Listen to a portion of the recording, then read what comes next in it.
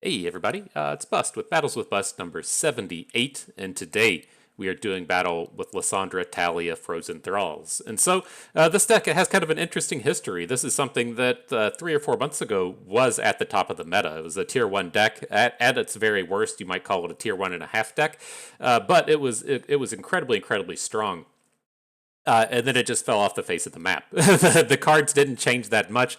It didn't lose out on too much of anything. There weren't even new cards released. It was just the balance patch came out, and the balance patch we were referring to was the Sun Disk patch. And so the problem with the Lissandra Taliyah deck is it got absolutely domed by the Sun Disk, and so it just kind of completely fell off the face of the map. You know, when 20% of the meta just crushes your deck, it's pretty tough to generate positive win rates, and so we just didn't see it anymore. And so a couple of things have happened since then. The Sun Disk was nerfed a little bit, and we haven't seen it with near as much frequency. It still hangs out around the meta, like 1% or something, but it's not something that we see a ton of. And then we did get 2 new cards coming out of the new set. And so before we jump into the numbers here and everything, the new cards, if you're not familiar with them, is the Harbinger of Thralls, 2 cost 2/2 that puts the Frozen Thrall on the board, or you can advance all of your Frozen Thralls by 1.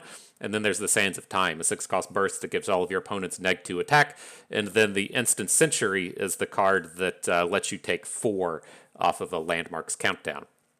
And so, out of all of these, the big addition here is the Harbinger of Thralls. This deck, it really has kind of 2 pillars that it stands on. It's this kind of classic Freylord control style, if you will, to where we're really looking to take advantage of all of the AoEs. And so we have kind of pillar number 1, which is the don't die aspect of this kind of deck, to where we're going to have Blighted Ravine, Avalanche, and Ice Shard as our kind of core ways to take our opponent's units off of the board, and then we have the likes of Three Sisters to deal with singular units. And so that is, kind of piece number 1. We're just going to do whatever we can do to not die. And then piece number 2 is powering out the Frozen Thralls. And so the way that these games will typically sequence, what you're looking to do is you want to get 1 or 2 Frozen Thralls down early, whether or not that's through the Frozen Thrall, the Harbinger of Thralls, or Lissandra.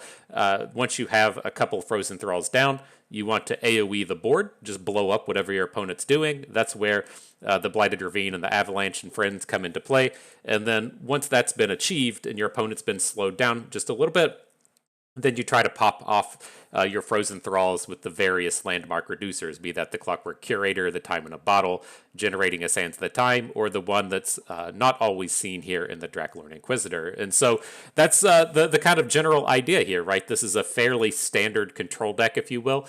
It's not looking like the control decks of old where you just trade 1 for 1 until you can out card advantage your opponent with some card draw. This is what I consider to be the Legends of Runeterra control decks, as to where you just board stall a little bit and play something big. That tends to be what works in these kind of things, whether or not that is this deck or something like Trundlemere. This is what I believe the control decks of Runeterra look like. And so, in terms of the cards themselves, there are a handful of things that people don't agree on. The big one, I think, is whether or not you're playing Draklorn Inquisitor. I think it belongs. I think with the way that a lot of these games come together, it will be who can do the most powerful thing the fastest. And so, in this world now where we're doing battle with a lot of Alawi's, which tends to be a fairly poor matchup, we're doing battles with lots of Viego Deserters, which is a poor matchup. I like being able to come out here and just do shit fast. And so the Draklorn Inquisitor is what allows us to do that. The other card we're not playing that you see sometimes is Imagined Possibilities. That's the one that can put a landmark in your hand which you never use, or reduce the countdown on all of your landmarks by 1.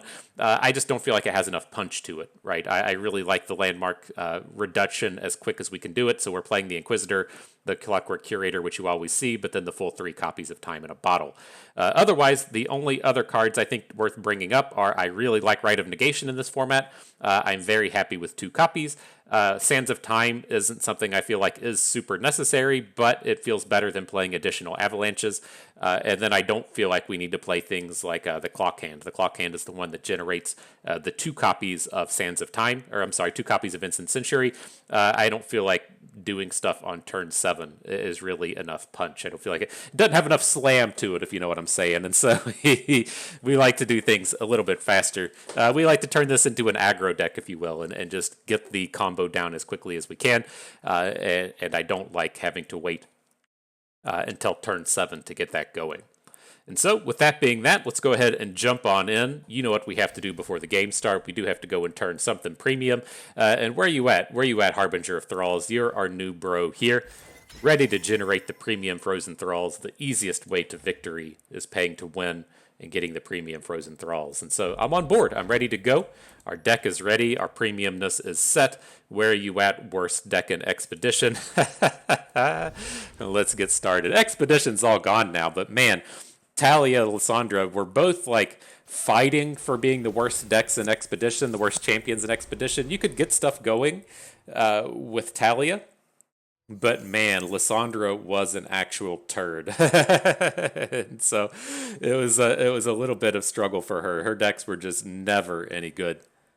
But okay, here up against Alawi, this is a matchup to where I feel like we need to get our punch on board. I don't want the likes of AoEs here. I want our single target cards, and so we're looking for if we're our interactive cards. We want Three Sisters and we want Quicksands, and then otherwise I just want to get our Frozen Thralls down and fast. And so I'll hang on to the Promising Future just as a way to maximize using a single Frozen Thrall, and then otherwise we'll just get rid of the other stuff. Try and find a way to stop a single big Alawi attack. Not used to seeing Alawi with Soraka. I mean, this guy might have a little bit more board than we're used to seeing. But I don't feel like the AOEs are ever going to be particularly effective against this thing.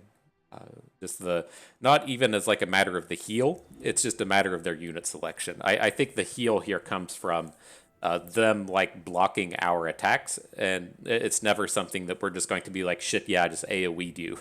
I think the shit, yeah, I just AoE'd you plan is going to result in them just like having a board full of damaged units that the Starspring or Soraka is going to heal. They're probably not playing the Starspring, but I think the same kind of idea stands. All right, so we'll get our Frozen Thrall down. Not looking to get into combats here. We're not really going to be combating unless it's with a giant dude or with the flip Taliyah.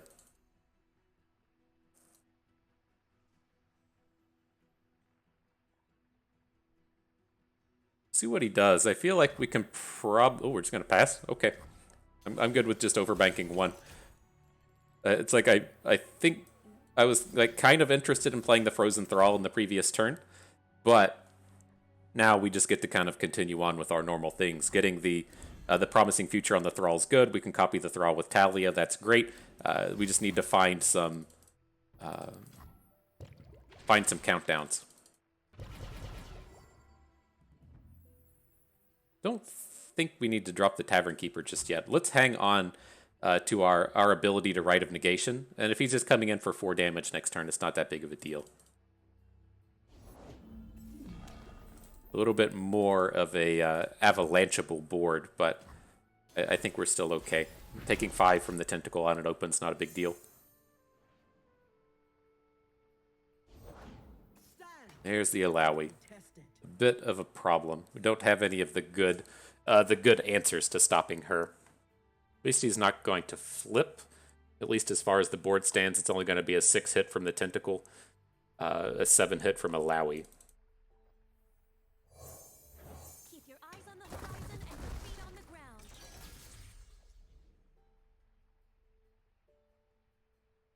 Need a countdown reducer. Shield Vault. Okay. Wasn't expecting that one today. Does that generate a flip? 6 gets her to 8. 14's 1 damage short.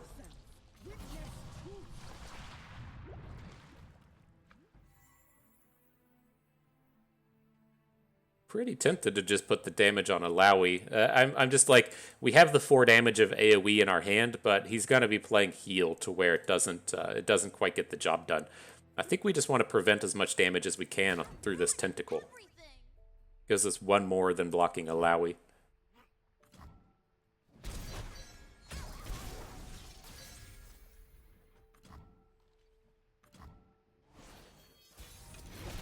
Not looking good. Not looking good here. Just a little bit too slow. Welcome to the tipsy hour. Tentacle Smash here would be pretty horrifically bad.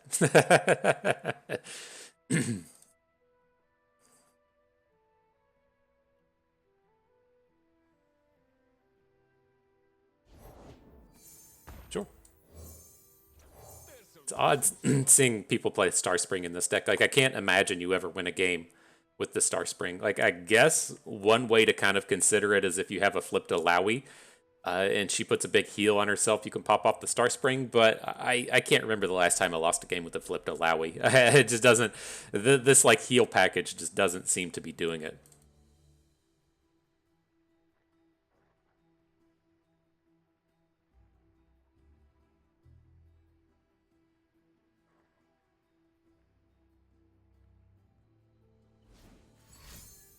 Sure.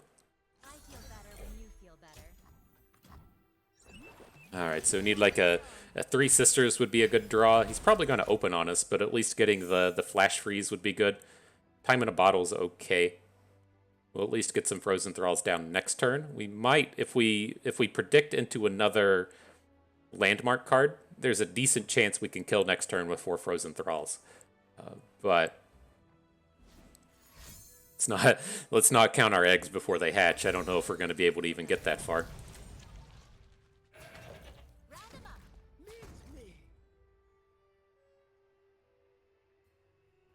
9, 11, 12 from Alawi, 13, 14. Ugh. She's just going to be lethal. 14, 1 short. Okay. No more cards, please. We can. Oh no, it's 15. Fuck. Oh, her level up is gonna get us. Fuck. I was gonna say if we can get into this next turn, we can do it. But damn. Okay. GG. GG, my dude.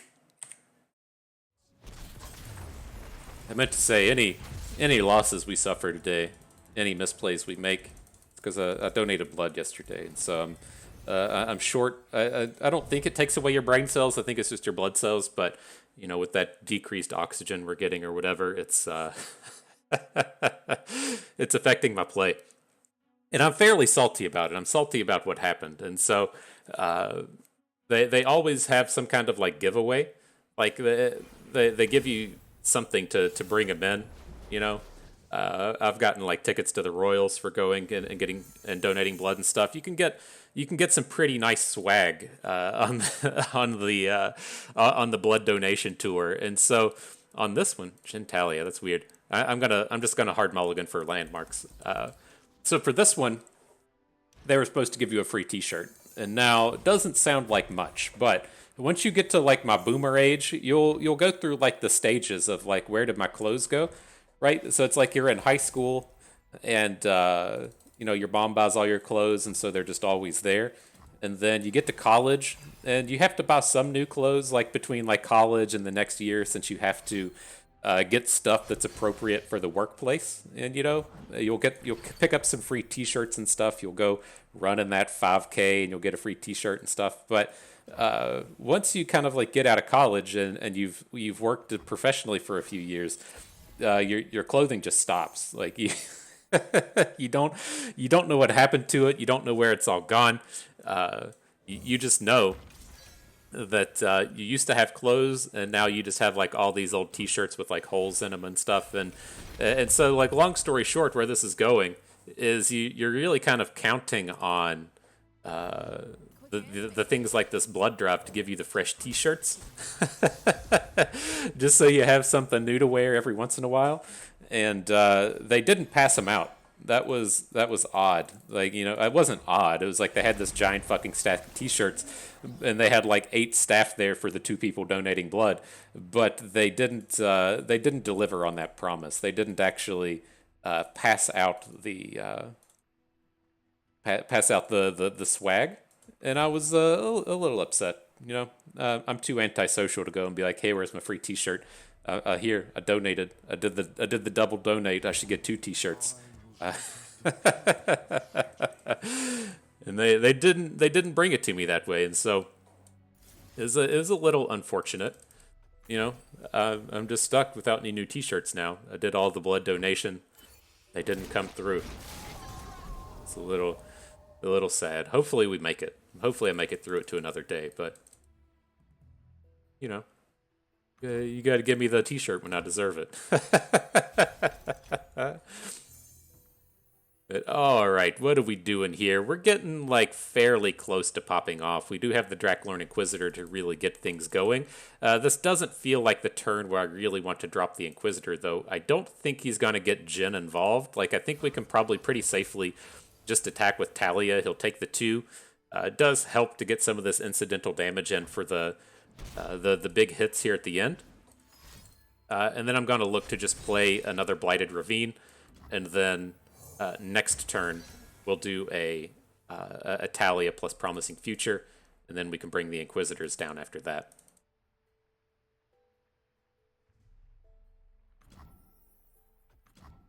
But it was nice. I used to give like blood regularly, and then the people pissed me off. They just called like way too much, and so I said, look, if you can't quit calling me, I'm never gonna do this. I'm never gonna donate blood again. And they said, oh, okay, yeah, we'll take you off the list. And then they never took me off the list, and so I said, fuck you. And I eventually got off the list, but I quit working with those people.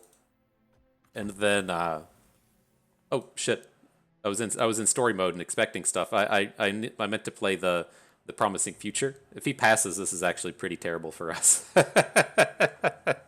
I was like, I think he's gonna come in here and try and take down our Taliyah, but that would have been a bit of a disaster if... fucking game. Okay. Alright. And so, yeah, I quit using those people, and then COVID came about. And the only way you could get a COVID test there for the longest time was with... was getting, like, blood tests through the Red Cross. And so I started doing that for a bit. And then COVID kind of died down. I got my shots and stuff, and I didn't feel the need to do that anymore. But it was back to those original people now. if they start calling me again, I'm just gonna quit doing it so fast.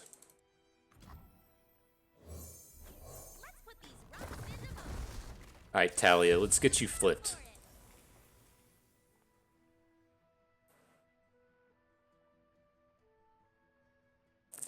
This is going to be a little bit tough. We can get the Inquisitor plus the Curator going next turn, but we're going to miss out on our Frozen Thralls if we do that, right?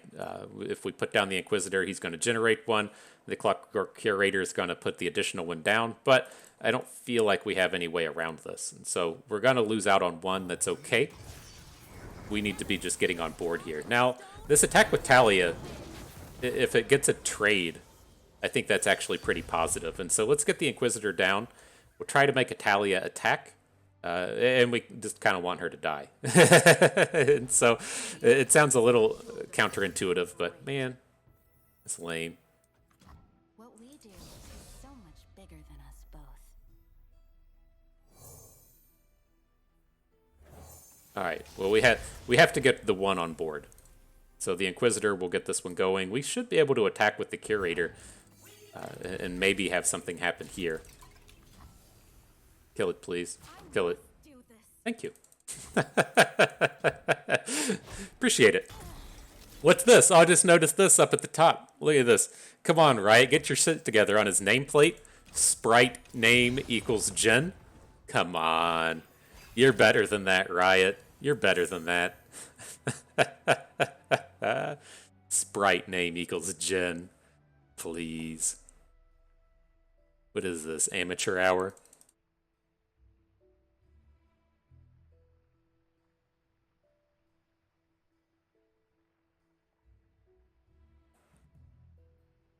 All right. But this board looks fairly decent. Opponent should have just taken 2 damage last turn. Getting this extra Frozen Thrall is pretty huge. And so he does have some like annoying stuff he can do here. Like the Inquisitor's vulnerable, so he can hook it with Taliyah. and just get the takedown on him. We do have a Sands of Time that we're gonna have to play this turn. But depending on how things go, we might get the Sands of Time plus Promising Future happening. Do we just want to? Do we just want a Promising Future again? I'm gonna put it on the other one.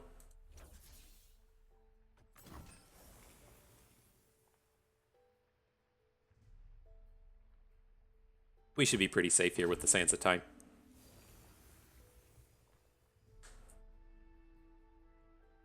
Just the downside to this turn is the hook onto the Inquisitor. Hopefully he gets too greedy with this and hooks the Inquisitor with the Restored Devout. Nope. Oh, damn. I was hoping we'd get to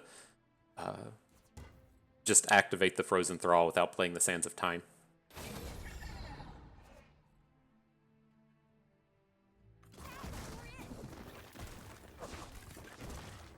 Come on, Riot. You're better than this. The game at least didn't crash last time.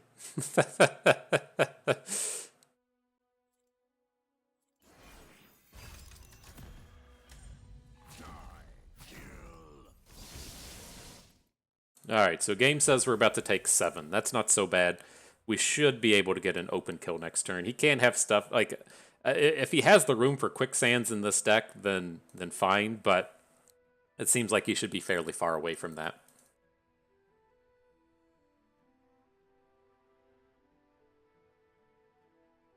And we can also catch in some surprise damage with these ice shards. And so typically it just does 1 right, but if he's blocking our Frozen Thralls, then the ice shards get these extra chunks of damage in. Yeah, I was expecting to lose more units here. We can open with Instant Century next turn. Let's wait and see if he kills something before we drop it.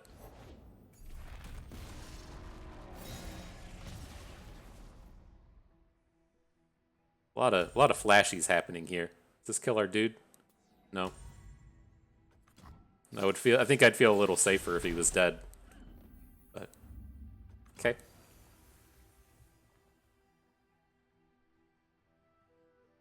No, we'll be fine, right? We'll have the space for 2 units. I was blocking in my brain that this Frozen Thrall was still going to be here. I take it back. I want our units to be alive.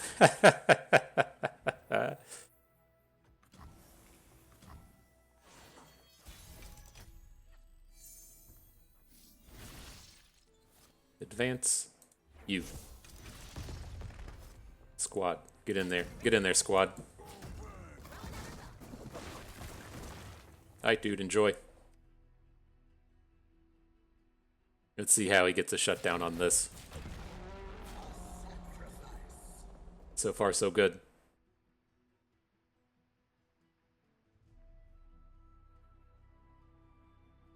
Is there a way for, like, Jen to kill us here? He's still got this Jen in hand. He has to get, like, so many skills on board, though, for these Lotus Traps to start hitting face.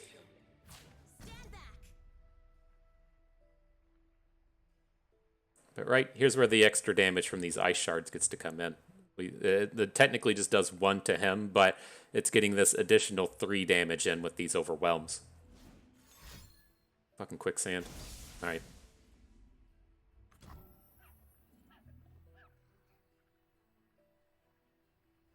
This get us close enough. If we double ice shard, then Taliyah Sands is going to go face. Right? It only gets us to 13. That's pretty dangerous in that we can get killed by the Gen Trap. It's 2 away, though. And I think if we get the Blighted Ravine down, we might be able to heal through this. So we might be okay here.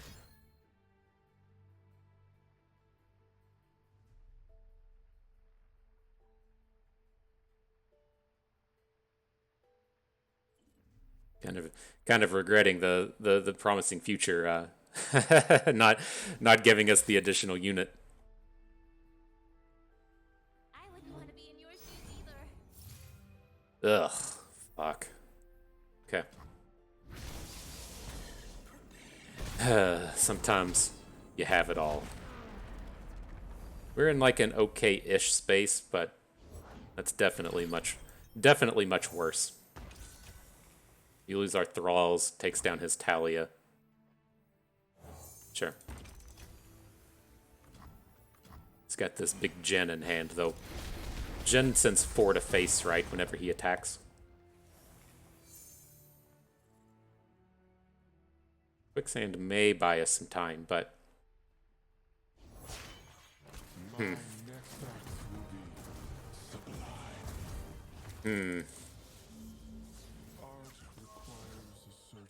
I was like, why is he so big? He's got the Herald with the Magus on him. That makes sense. We're gonna get exacted here. Fuck. Okay. So that's on me. I don't know. Like it's tough. It's like one of these situations to where I feel like if we were in like a big tournament or something, we would have never gotten to that space. Like our units would have just gotten killed, but or that turn where our 2/2 got blocked would have just never happened. They would have just taken the 2 damage. But oh, that's rough. All right, so that was tough though. Like it's like that didn't feel like the space we needed to be like, well, I'm going to make this play and assume my opponent plays poorly, right? If we would have loaded up that single landmark with the multiple promising futures, then I feel like we were just going to end up wasting some of the frozen thralls. But that was why I ended up spreading them out, was because it activates an additional time, right? And so if you put two promising futures on a frozen thrall, then it generates 3. It doesn't generate 4. It doesn't generate 2. It gives additional time, so you get a total of 3. And I just felt like if we were generating 3, then we were just going to end up overkilling 1. Like I thought we were going to overkill 1 just having the 2 copies of promising future down, and so that was a bit of a painful one there. But all right, I think this keep is fine. This is the concurrent timeline stack. We have the I would prefer to have a little bit of a faster. We should have gotten rid of the quicksand, I was gonna say, but I would prefer to have a little bit faster frozen thrall. But this is still okay. He didn't have his timelines either, which is kind of abysmal for that deck.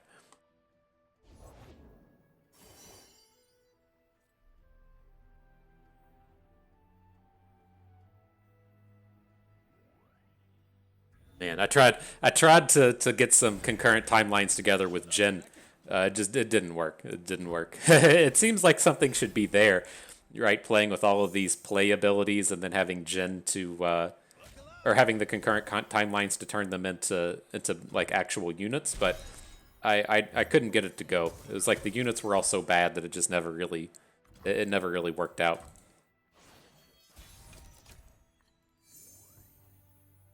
How much can we get away with here? It's like I'm tempted to just go ahead and drop the Blighted Ravine, because that's going to just give us so much time going into the future turns.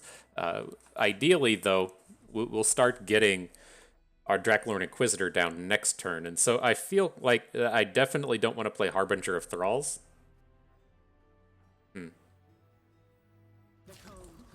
Let's see. I think this will be an okay Blighted Ravine. He blocks. Okay. Never mind. Don't need to do that anymore. So I'll switch. I'm just going to play the Tavern Keeper and then the physical Frozen Thrall here. We'll still have room on board next turn for a Draklorn Inquisitor.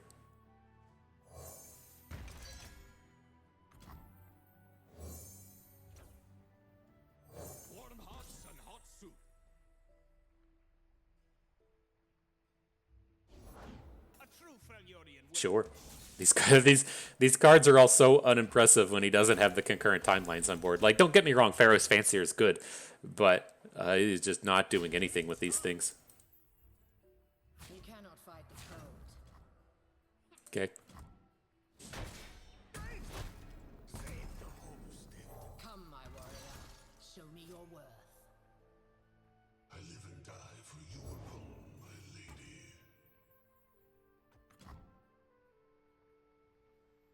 All right. Let's get these abilities happening. I think we just reduce here. Well, we can reduce everything. and then get an attack in.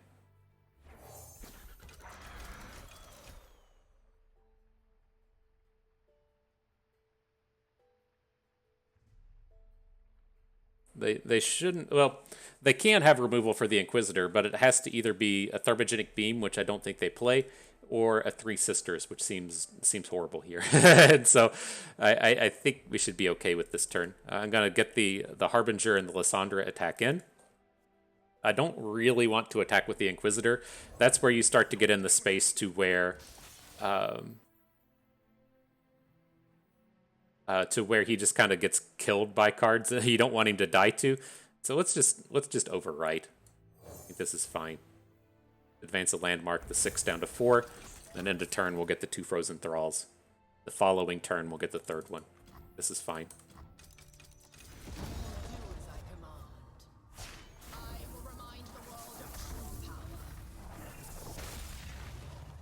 Get him, Lissandra. Let's get him.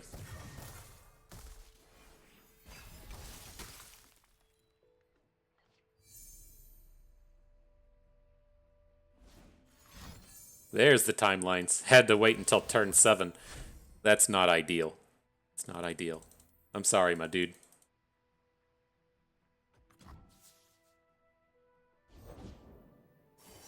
Okay. Revna, the new card. This is what I've been seeing the timelines decks playing now. This is the big addition from the new set. I've played this a touch. I haven't had too much experience with it. It's just not. It's not a deck I really like, and so I haven't been compelled to play it. There's not enough attacking happening with a deck like that. It's like I can at least convince myself to play to play decks like this. Since you do get to attack with all these big boys, it feels kind of good. But the concurrent timelines deck, I can't really bring myself to enjoy. I am glad I didn't have to play during that, like, Dreadway Commander Ladros version of Timelines. That seemed pretty abysmal to have to deal with, but sure. Do we want to override anything here? I mean, we can get a second Inquisitor down. I don't care about. I'm not super worried about playing any of these cards. Like, we could preemptively entomb something, but that feels like a little aggressive. We can always just Fury of the North next turn if we need to. All of his units are pretty small.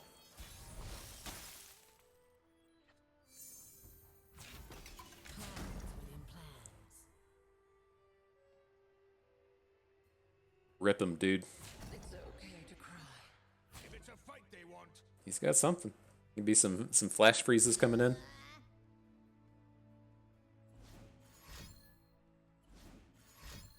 Dropping the Mystic Shots on us. What a horrible time for Mystic Shots.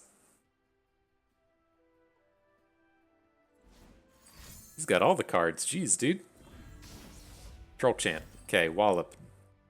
Double Gnar Wallop. Damn. Okay. How do we want to go about this? We're gonna Ice Shard. That's certainly happening. I don't feel like we need to play Three Sisters, though. It does protect the singular Frozen Thrall, but yeah. We'll save the Quicksand as well.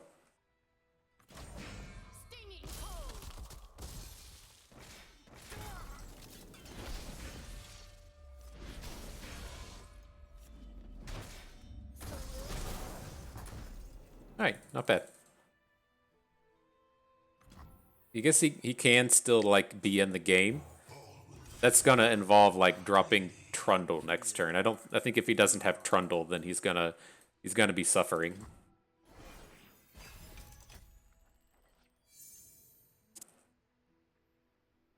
We can get another Thrall on board this turn, though. The -2 from the Curator, the 2 from the Time in a Bottle.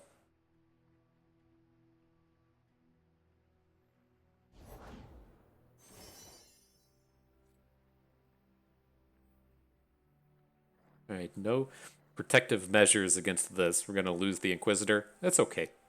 He doesn't have any mana after the fact here. He can Mystic Shot something, but that's not too worrisome.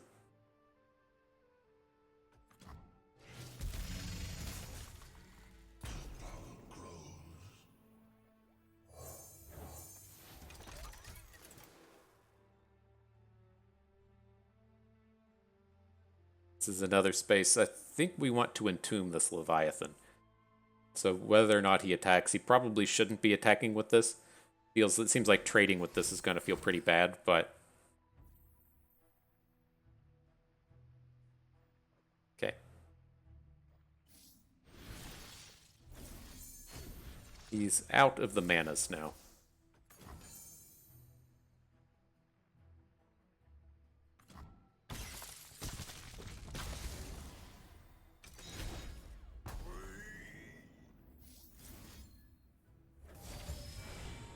Something cool. These aren't very cool. They don't really do anything.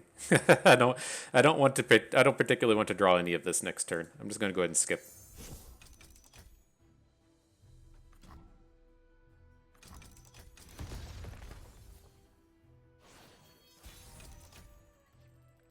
All right. See if that's enough, my dude.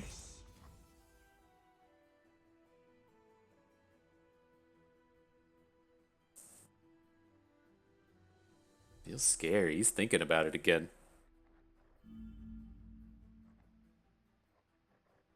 Really don't want to have to. I don't want to have to try and work our way up to the Watcher. Yeah, that sounds like a lot of work. I just want to get this one over with. I mean, if he has an answer to one of our 8s, it's kind of problematic.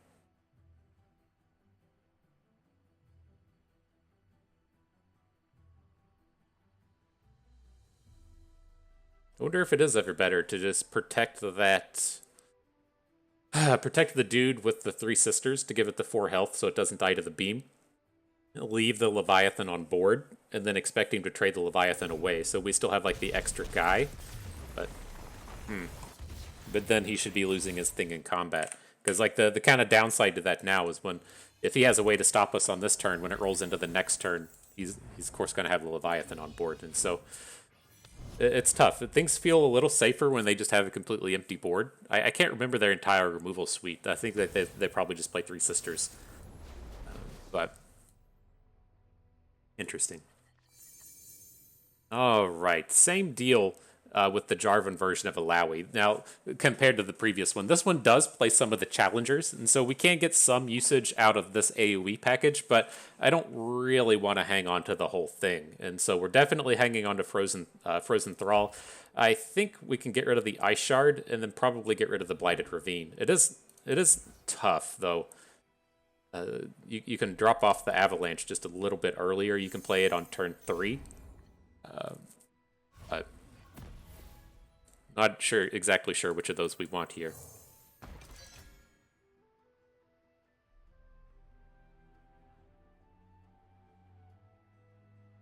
So wild how good Alawi is. I haven't brought myself to make the Alawi video with the Ionia version. That's the one I really like. I like it, and then I'm okay with the Demacia version.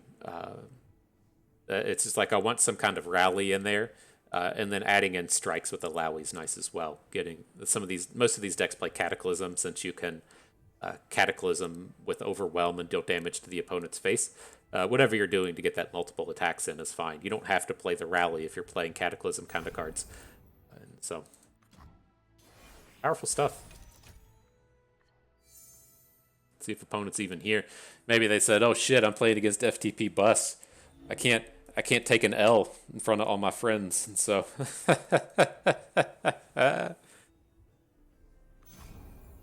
Alright, well, we're bringing it. Here come the Thralls. I'm going to get this Lissandra down. Power up, power on, power forward. Lots of power plays.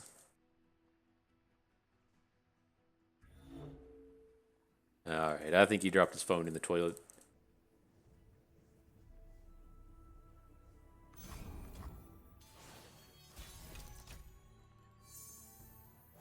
Secrets hidden by frost.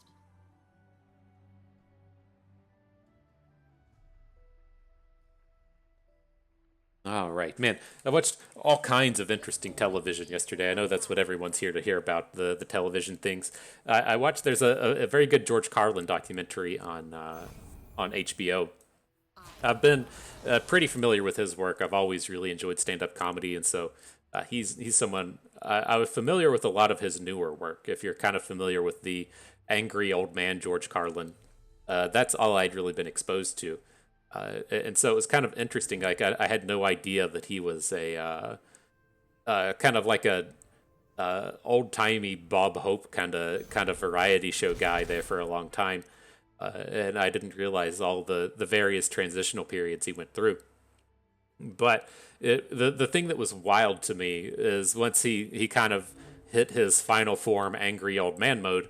That was in like the late '80s into the early '90s, and it was amazingly fantastic how a lot of the same like problems were that were present then are still incredibly present now. And so it's like he goes on a lot about abortion and gun control and global warming and just racism. It's so wild that the extent that was a problem in the late '80s is still an excessive problem now. And my only thing with it is I have no desire to turn this into a political thing. You can get all your politics on Twitter or Reddit or wherever you want to do that thing. But the only thing that I consistently see is people bitching about the age of politicians, and I kind of have two takes on that. The first one being, oh my gosh, this game is never going to end. What's this guy doing?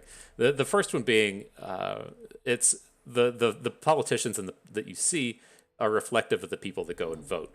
And so when you always say, man, there shouldn't be so many old fucks in politics, it's absurd that the president is like 70 and 80 years old and we haven't had a younger-ish president in like 30 and 40 and 50 years. Well, yeah, that's because the old fucks are the ones that go and vote. And so if you're going to vote for people that look like you and reflect your ideals and everything, that's why. And so whenever you hear, this Republican's a dumb fuck or this Democrat's a dumb fuck, all of those people in the Senate are incredibly smart. There's not a dumb fuck running amongst them. They know exactly what they're pandering to. And the way that they're getting there is by focusing on the people that go and vote. And the people that go and vote are geriatric white Christians. And if you want that to change, right? If you want to have younger folks running around, if you want to have more progressive ideas running around, if you think issue A or issue B or issue C is completely and utterly ridiculous, you have to go and vote, and you have to get your friends to go and vote. You have to go and get your friends' friends to go and vote. Like, if you want to see younger people running around, that's how you get it to happen. And I see like a lot of things on Reddit. I understand that the ages on Reddit skew incredibly young. I wouldn't be surprised. I don't know what the average age of a Reddit user is, but I wouldn't be surprised if 50% of the active users on Reddit aren't even old enough to go and vote. And so that's just kind of like one of those things. Like the old fucks are severely outnumbered by younger people. That's just kind of a function of living, right? The older you get, the more likely you are to just get cancer or to have a heart problem or to get hit by a car or whatever. And so once you get over that initial hump of being young, it's more likely that you are to die. And so, but the people that do actually get out and vote are old people. And that, in my opinion, is the only way that you have that change make. And then when you see the politicians saying, whatever issue bothers you, and why is this what people are pandering to, and why don't people go and vote for Bernie Sanders? It's because young people don't go and vote, and so that's kind of problem number one coming out of it. Hang on, I gotta jump back on the game here. What are we playing against? Vi Caitlyn. I don't like starting without lays to make early game plays, but the Inquisitor's just too slow. But yeah, that was what kind of like leads into the second thing is all of the people in Congress, all of the people in the Senate are incredibly intelligent. You'll see people mispronounce their words. They do that intentionally. You'll see lots of people flip flop on things. It's the people that vote for them don't give a fuck. It's just it just feels kind of odd and kind of painful, but that's the way it goes. It's these. I guarantee you though that these people they've graduated law school. All right, they're 60 and 70 years old. They graduated law school. They've been entrusted with dealing with millions and millions of dollars by their donors and by their constituents. These people aren't dumb. It's who is it in the UK? It's Boris Johnson, right? Boris Johnson does the thing with his hair and looks kind of dumb. He's doing that to pander to his crowd. He is a very and extremely intelligent person. And so that's one of the things I always struggle with on Reddit. You'll see people be like, this guy's dumb. Look at the dumb stuff these people are doing. It's like, no, these people are extremely intelligent. Extremely, extremely intelligent. But I'm getting too far in. I don't want this to be a political place. You can go and fuck around with politics in any number of places on the internet. We won't do that here. But I just thought it was quite interesting seeing the Carlin thing. But then, like, what that evolved into was I've also been watching the David Letterman show as it appears on Netflix, and he had Julia Louis-Dreyfus on there last night, at least on the one that I watched, and it is an incredible the work that she did on Seinfeld. Like, it's blown my mind. I've been kind of watching through Seinfeld again, and the way that they've stayed like culturally relevant now. Without, I'm trying to think how to put it. It's they've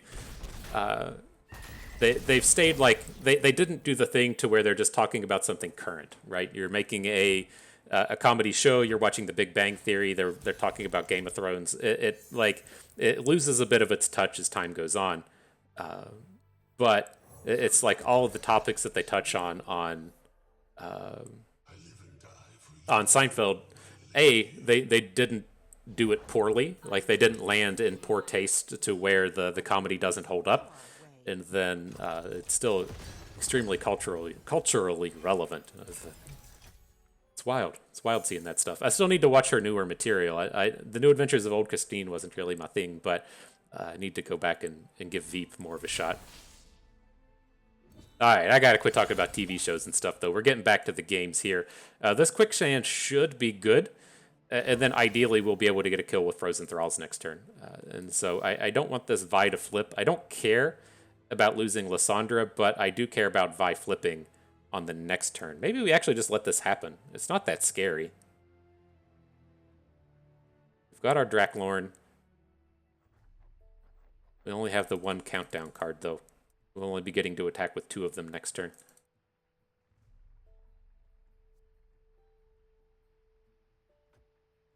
The Lissandra flip is just like so good on this board, though. Well, we can't protect her all the way. We could 3 Sisters protect her. Maybe that's the way to do it.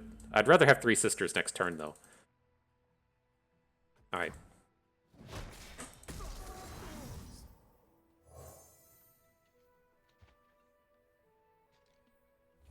Okay. And then he shouldn't have removal for the Inquisitor here. We can protect the Inquisitor with 3 Sisters if he has Thermogenic Beam, but I think we should be okay.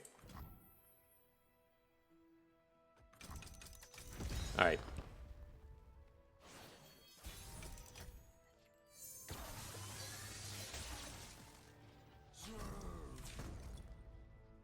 Get in there, Inquisitors. Not going to win this turn. We can roll it around next turn, though, and maybe get there. But I feel much, much safer, right, with both the Quicksand and the 3 Sisters to shut down whatever he's doing. You cannot hold us down. Okay.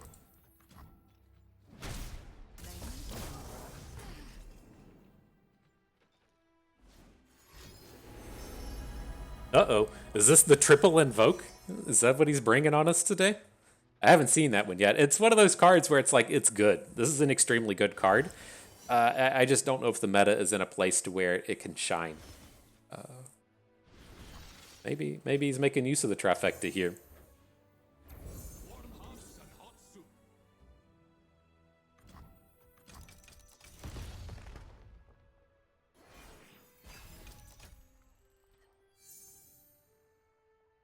All right, we're getting close. He kind of emptied out his board for us. Appreciate it. Let's see what we can do here. We'll flash freeze Vi. That's fine. We can quicksand these other 2.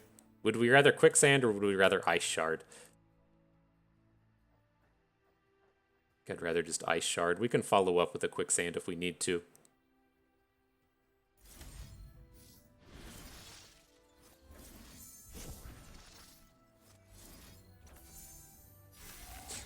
Alright, that feels good. GG. Opponent agrees. That feels good.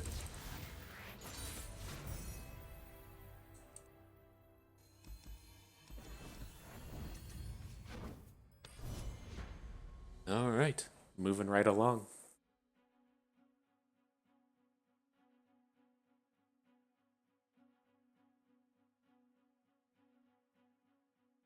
Are we #1 masters yet? If you're new, we do get to masters. We get there around mid season, if you will. And Annie Jin. All right, we've played. It's surprising we've played against a bunch of the bad matchups with this deck. The Alawi decks are all pretty painful. We managed to beat the one when our opponent wasn't here. And now Annie Jin, while it is oddly one of the weaker decks in the format, it does have a pretty good matchup against the Frozen Thralls. Here, we just have to get online, though. I think I'll hang on to Avalanche just as a means to deal with some of their early game stuff. But we need to find a Frozen Thrall maker. Ideally, we would have had something a little faster than Lissandra. But only have to take one Annie hit. Explosives primed. Okay, more aggressive than usual.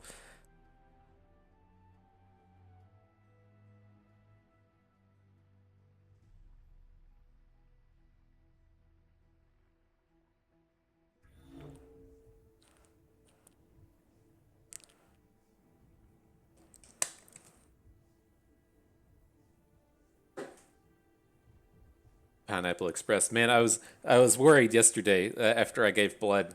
Like I felt fine. It was interesting. Like I'd never done the double donate before, where they pull out your blood. They suck out some of the red blood cells, and then they separate it from like the platelets and the white blood cells and shit, and then they shove all of the platelets and white blood cells back in you. I'd never done that before, but afterwards it was like it felt normal. Like if I'd stand up, I'd get lightheaded on occasion, but not every time. I was out and about with the wife, and I stood up once, and I was like, oh, I was lightheaded after that, and I gotta slow it down a little bit. And she remembered, because then we got back and I started drinking beer, and that's how we never did it. We never did that in college, to where you go and donate blood, and then take all the money you got from donating and just buy a bunch of beer, and then you get drunk super fast because you're missing that pint of blood inside of you. I never did that. And I stopped at 1. I'll usually, if I'm going to drink, I'll stop at 2. But I limited myself to 1 last night. I didn't get bad, and I didn't feel it that hard. But as soon as I got the beer out, the wife was like, You were complaining when you were standing up, you're feeling lightheaded, and now you're drinking on the blood donation day. It's like, guess so. I guess that's what we're doing today. Oh, he's bringing Jen in. Absolutely. Let's get this out of here. Oh, does he have a stun? What are you doing? Why would you just throw your Jen away like this? Oh, okay, he had the Lotus Trap for the stun. Sure.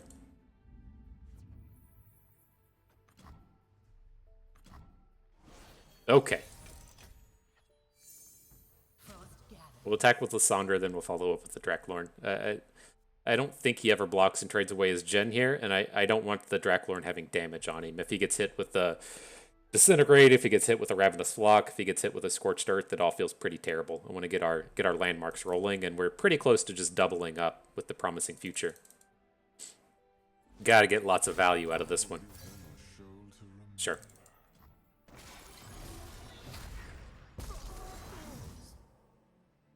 Let's see. Let's see how much he spews on board. We might have to play the Blighted Ravine. Okay, that's not enough. A little worrisome now, in that we probably have to block, but we have enough countdown that we can spew out 2 Frozen Thralls if we need to, even if we lose our Inquisitor in combat.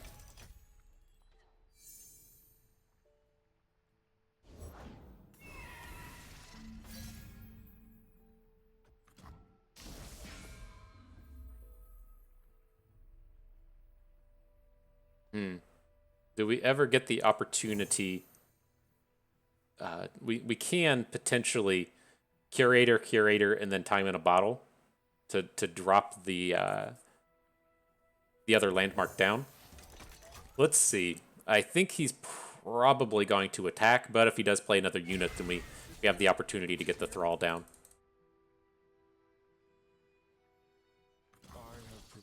Have to block Jen. That's how we prevent the most damage. A little unfortunate, but is what it is.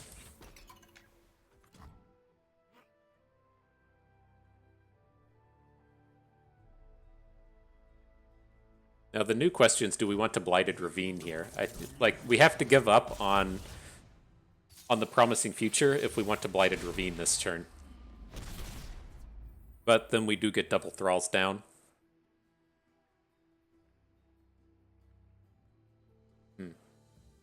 This is like the critical turn of the game, is if we play the Ravine or the Promising Future. Because he's going to be able to just like swing back around with this stuff. I guess where this like the problem really lies here is if he's able to play a Ravenous Flock. And I'm not really willing to risk that, right? If we go, well, we could have been okay, right? If we have a couple of countdown reducers, we probably should have just played the Promising Future. But I think this is still okay.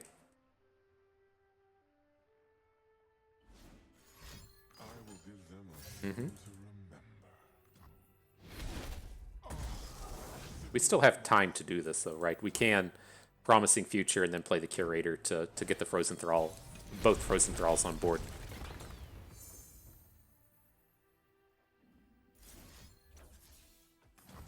All right, let's go for it. No Scorched Earths, please. I don't feel like this deck plays it. I think if we're playing against like some of the other versions, they're more likely to have it.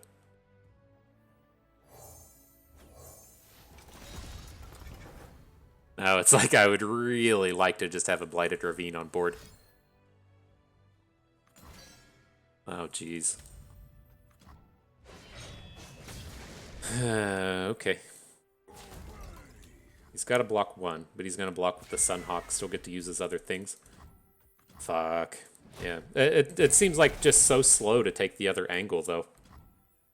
With the Blighted Ravines to slow around into the next turn.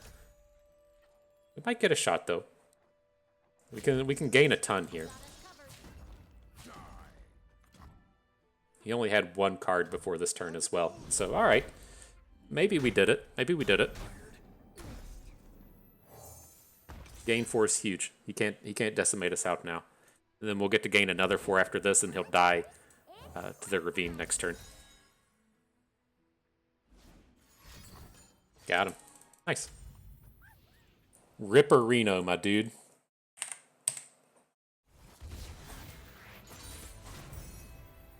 Whew. Alright, we're going to get one more in. Just one more. We usually go up to 8. I feel like these games have taken forever. We're not playing Pirates today. We'll stop at 7. I feel like that's good. I lost my timer because I had to stop the video on one of those resets, but I feel like this is okay. What is this, Jarvan Shen? Okay. Haven't seen this crew in a while. And so this is one, they're going to start off with a lot of, with early game challengers. I know we can get rid of the Quicksand, that's fine. We have to hang on to Lissandra to make sure we have a Frozen Thrawler. Go away. But the question here is the Ice Shard. And it's good in terms of, like, the 1-drops, but it's not as great after that. We should probably still hang on to it just as a means to clear out his 3 health units.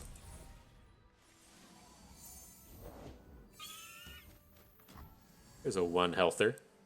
Might just pop this off next turn. Oh. I thought he was on the even, so I was like, he might get a chance to do this. Alright. Not bad, not bad. Break their spirits and their swords.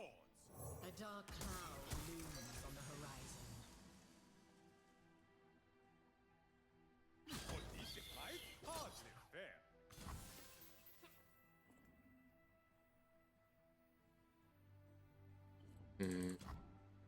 We're coming right up on this blighted ravine. It's like, I really wanted to prevent this damage from the tracker, but that's probably a little too aggressive. This is good though. It's like he knows the ravine is coming, but he's already banked on 2, and so it's like he's like, I'll play a Laurent Protege or I'll play a Shen. But ooh, yeah, this is great. It's like he doesn't really want to add units to the board, but he's like gonna way overbank if he ever wants to win the game. We should be in a pretty strong spot now. These woods protect their own. It is time for you to prove yourself, my warrior. Okay, we'll flip these real quick. We can copy a Thrall with Taliyah next turn. This is another spot. I don't think we need to quicksand, but this is a great spot to prevent a bunch of damage.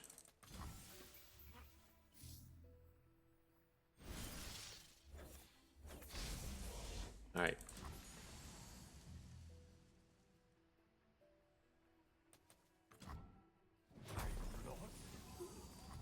Getting close, getting close.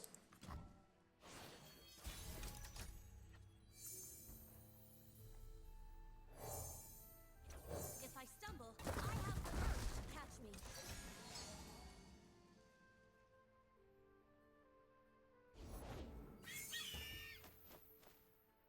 Wonder if we ever get to clear out any of his board with an attack here. I doubt it. I think we'll look to go into next turn and just play an avalanche. Like if he opens with this board, that's great. I guess the thing to worry about would be an open with Jarvan. That would be fairly disastrous. If he gets to hook our Draculorn Inquisitor with Jarvan, we can pop his barrier with the Ice Shard, but we're gonna get boomed. Maybe we should have just gone for Curators and copied a little bit later with Taliyah. But this is like the big spot. If he has Jarvan here again, it's kind of painful. If we get to play an Avalanche, then we're good. But an open here is certainly worrisome. We can recover like easy enough. I mean, we have a lot of countdown in our hand, but I think we probably could have set this up a little bit better to where we weren't as reliant on the Inquisitor surviving.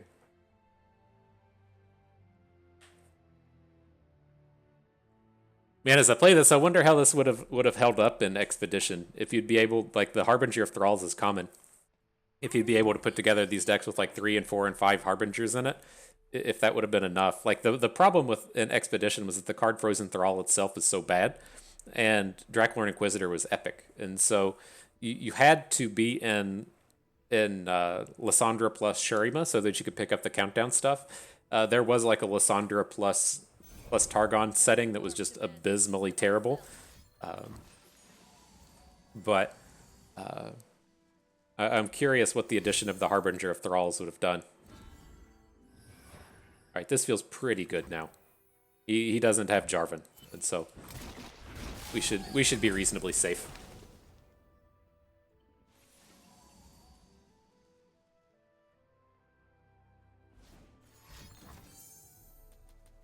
A single combat. He says, no thank you, Bust. That's too much. That's too much. So, all right. Let's get this one pulled up. We can talk about it a little bit more. And so, yeah, this is it's of course a very strong deck. In terms of a ladder climber, it's good. The only thing that worries me about this is using it as a ladder climber, as the kind of big dogs of the format right now are the Alawi decks, the Lorelei decks, if you will, and then the Vigio decks, the Viego decks, if you will. And so this deck doesn't have a particularly strong matchup against either of them. It doesn't get annihilated by them, but those are down there on the bottom end of the matchup chart. And so it's pretty good against everything else, but it's not so good against those. And so it's tough. Like as we kind of commonly talk about the weirdness of the meta in LOR, I still I think about it more and more, and I'm curious if I should just lump a lot of these decks together as the same thing, right? As we kind of talk about like Alawi and Viego, they're very similar in what they do, and just call that one deck, and then it makes the format kind of like more manageable. But with the kind of like commonality of Viego, like Viego X, like whatever, the Viego Noxus, the Viego Sharima, being like a total of like 10% of the meta, and then the various Alawi decks amounting to like 5 to 10% of the meta. Getting up to that kind of like 20% is what knocked this out of the park, but the matchups against those bad decks are like 60-40s as to where the matchup against the Sundisk in its prime at its 20% meta share was like literally unwinnable. And so it's not quite that bad. You could probably still pretty easily climb ladder with this. If you enjoy this kind of deck, then by all means go for it, because this is one of the higher win rate decks of the format. It does come out and annihilate all of the slower end of the decks. Like this just has an incredible matchup against like the pirate style decks, the bard decks, anything that says, hey, I'm going to go wide, doesn't really like it if you're dropping AoEs on them. And so that piece of the puzzle is good. And then the rest of the way is just how are you finishing this game? There's not a ton of difference between playing this and playing Feel the Rush Trundlemere, right? They're playing all of the early game AoEs, and then they're just finishing off with something big. That deck finishes off with Feel the Rush. This one finishes off with the Frozen Thralls. And so very similar in terms of pacing and gameplay and everything. And so nonetheless, it is pretty powerful. I'm no expert on this. I don't know what pieces need to be added in terms of the other countdown kind of cards. I wouldn't be opposed to additional Sands of Time. I don't think I ever want that 7 mana unit, but again, this isn't my bread and butter style deck. I don't feel like an expert on this one, but this is one, if you're looking at the various meta reports, this is one of the top 3 most common decks in both play rate and win rate. And so even if you don't want to play it yourself, hopefully this is a decent enough primer on what your opponent is trying to do and how they're trying to stop you. And so, nonetheless, that is going to do it for us today. Hope everyone enjoyed the video. You got your Thralls a little less frozen. You put them on defrost. Maybe learned a thing or two along the way. Had a good time watching. This is Bust, and we thank you for being here.